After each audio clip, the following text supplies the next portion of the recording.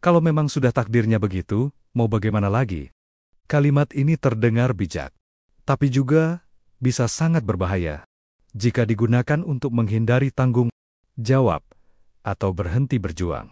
Takdir memang nyata, tapi menjadikannya tameng untuk menyerah adalah bentuk kekeliruan berpikir yang sering tidak kita sadari.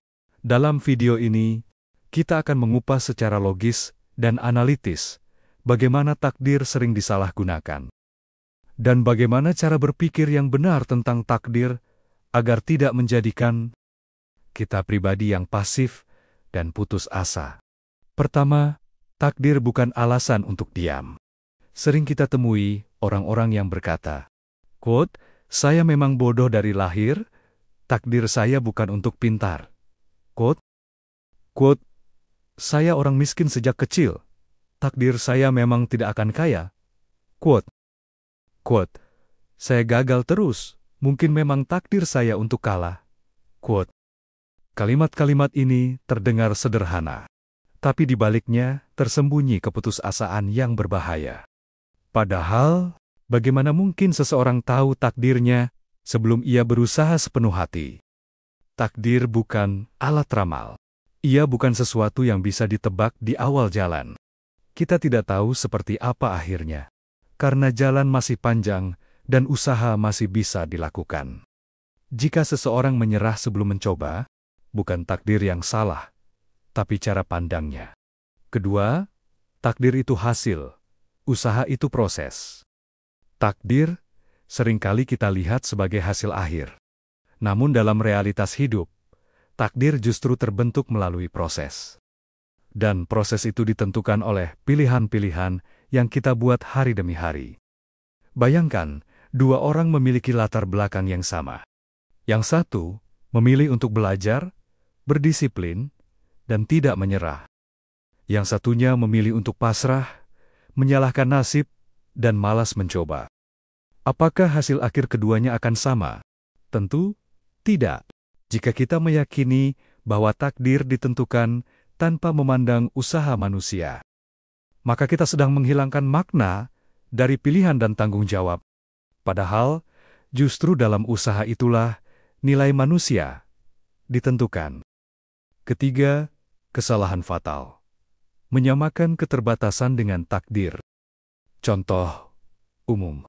Seorang anak dari keluarga miskin menganggap kemiskinan sebagai takdir tetap.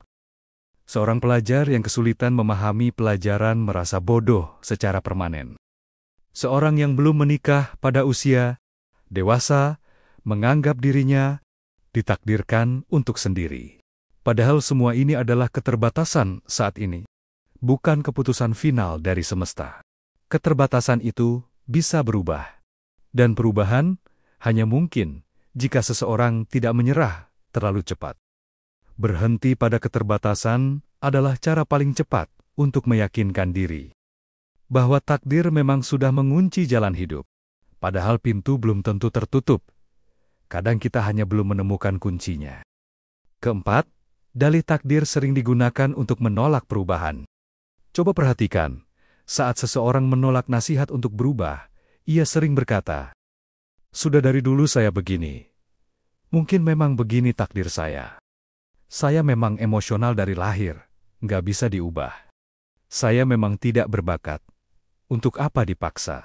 Pernyataan-pernyataan ini tampak logis di permukaan, tapi sebenarnya adalah bentuk pembelaan diri yang licik terhadap rasa malas atau ketakutan.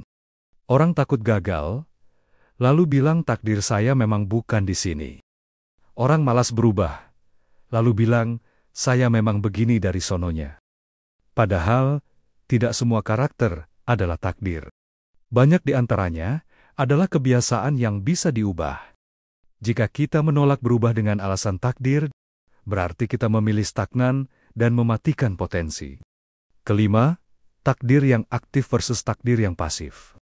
Mari kita pisahkan dua jenis takdir. Takdir pasif, sesuatu yang benar-benar di luar kendali kita. Contohnya, tempat lahir, orang tua, warna kulit. Takdir aktif, sesuatu yang kita alami setelah pilihan dan usaha kita sendiri. Contohnya, keberhasilan, keahlian, reputasi. Kebanyakan orang mencampur aduk keduanya. Mereka memperlakukan semua hal seolah tak bisa diubah. Padahal banyak hal bisa diperbaiki dengan usaha dan kemauan. Kita tidak bisa memilih di mana kita dilahirkan. Tapi kita bisa memilih bagaimana kita tumbuh dan menjadi siapa. Keenam, dalih takdir menghalangi potensi. Yang paling menyedihkan dari semua ini adalah dalih takdir membuat orang tidak mengenal potensi terbaiknya sendiri. Karena terlalu cepat berkata, quote, "Ini memang takdir saya." Quote. Orang-orang membatasi diri mereka hanya pada apa yang nyaman dan biasa. Mereka tidak mencoba, belajar hal baru, memulai usaha, membuka relasi, meningkatkan keterampilan, mengubah sikap. Semua potensi besar mereka terkunci bukan karena takdir, tapi karena mentalitas yang menyerah sebelum berjuang. Kesimpulannya, takdir bukan alasan untuk menyerah. Takdir bukan alasan untuk diam.